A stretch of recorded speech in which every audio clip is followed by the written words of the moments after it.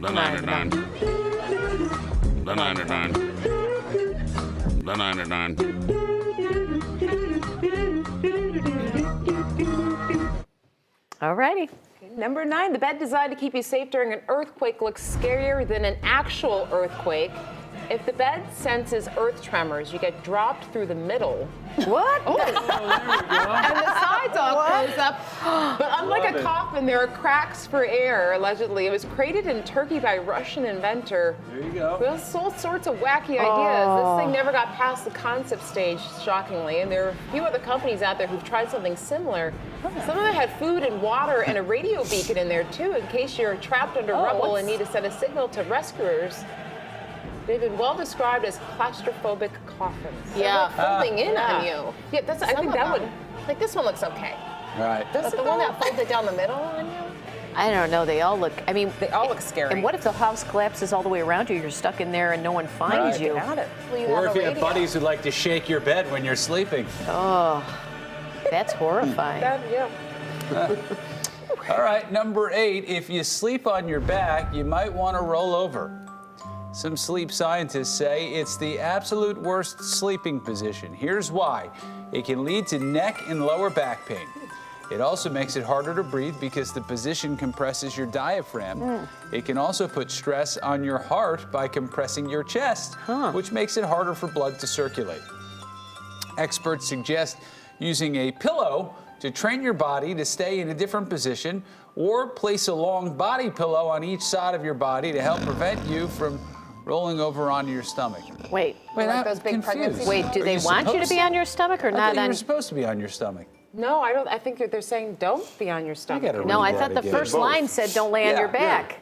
Well, which one is it? They said both. Good question. Yeah, it started by saying don't sleep on your back because you'll pretty much die. And then So which one is it? Does anybody know? Are we?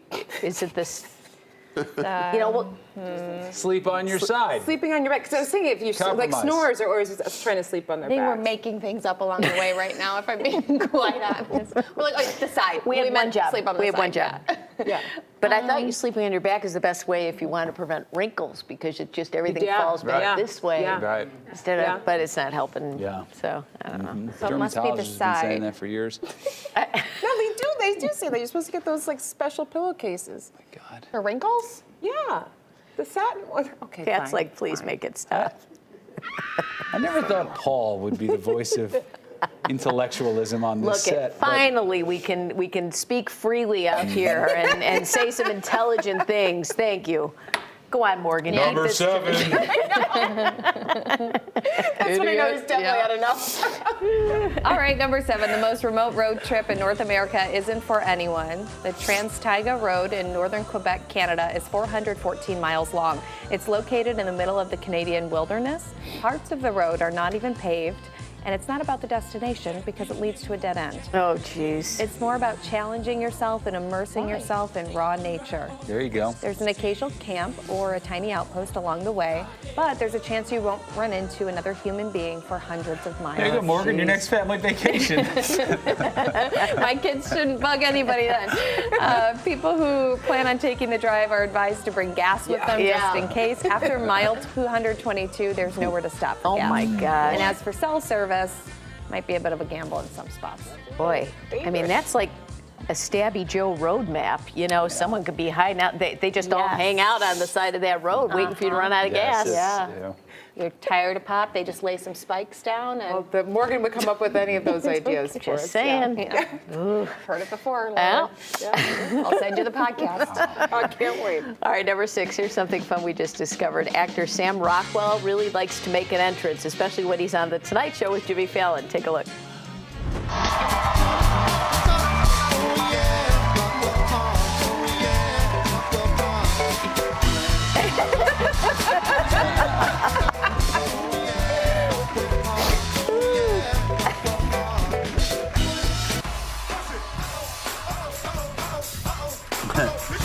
He's got fancy feet.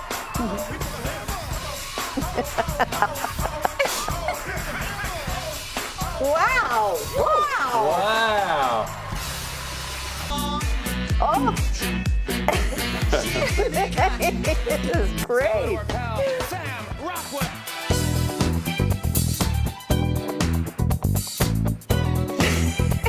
Good.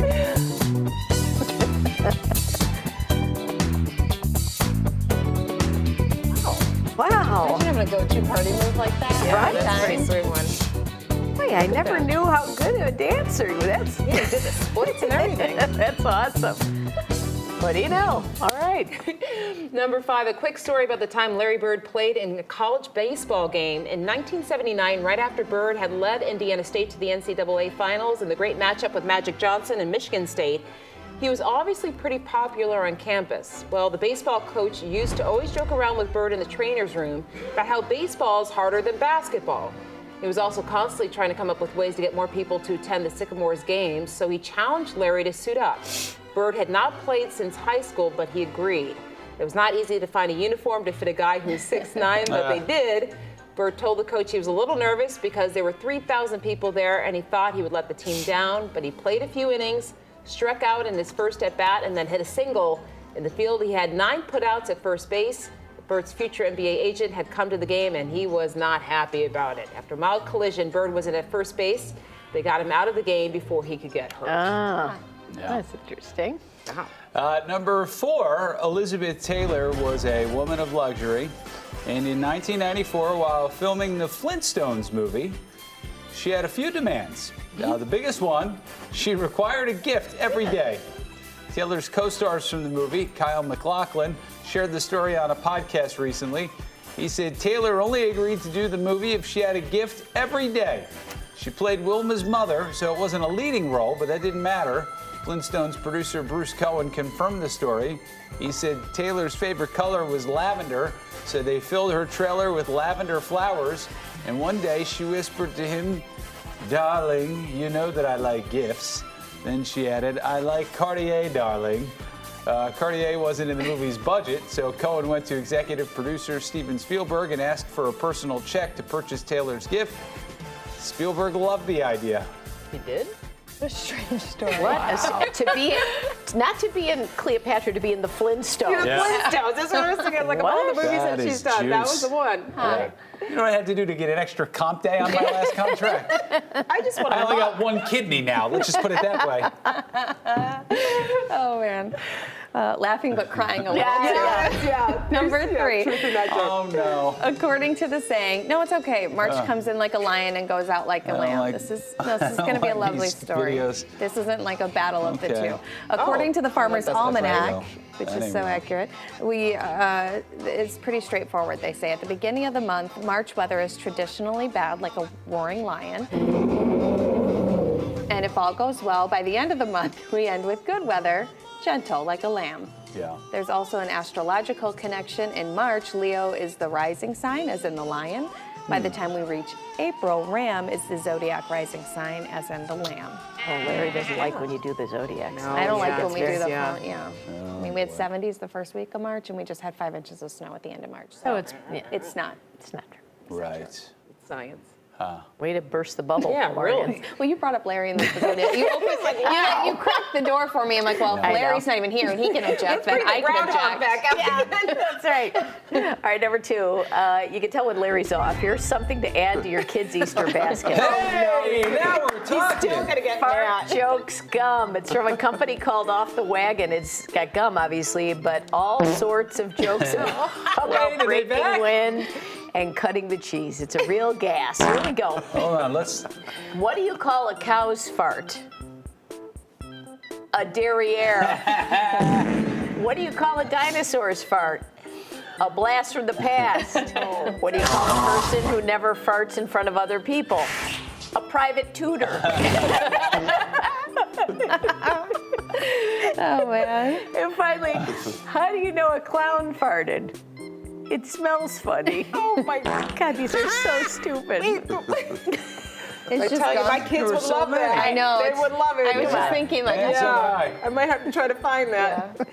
All right, number 1. How about that time in 2015 when Will Ferrell was on Conan? Take a I'll look. be in there to purge the audio system in minutes. Happy to see you, Will. So good to see you.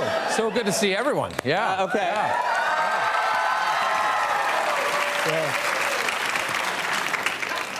So how you been? Have I been? Yeah. I've been good? great. Great. Andy, you been good? Good. Yeah. Anything new with you? No, just, living life and, everything's great with the family. Things are good with your family. Yep. That's All good. that Well, stuff. you look good. Have you lost weight? You look good. Yeah, I lost like 5 pounds. Yeah. Nothing big. Yeah. You have a bird on your shoulder. It's moving out of the back of your collar. Turn around. There, you have a bird. Yeah, there, right, yeah. You have a bird on your shoulder. You know what, Conan? Here's the deal. I'm happy to come on your show, and I'm happy to talk about the movie, Get Hard. I'm happy to talk about, anything. But I don't want to talk about my personal life, okay? Now he's agitated, and I'm going to hear it on the whole ride home. Okay. Well, If we could just leave him out. Yeah. And now you've got a tight close-up of him, and he hates looking at himself. can I just ask, is it a cockatoo? It looks a little like a cockatoo. You're so dirty. Immediately gotta go for the joke, and He looks really mad. He looks very uncomfortable. you don't even know. Stupid. It's brilliant. It's the 9 at 9. The 9 at 9.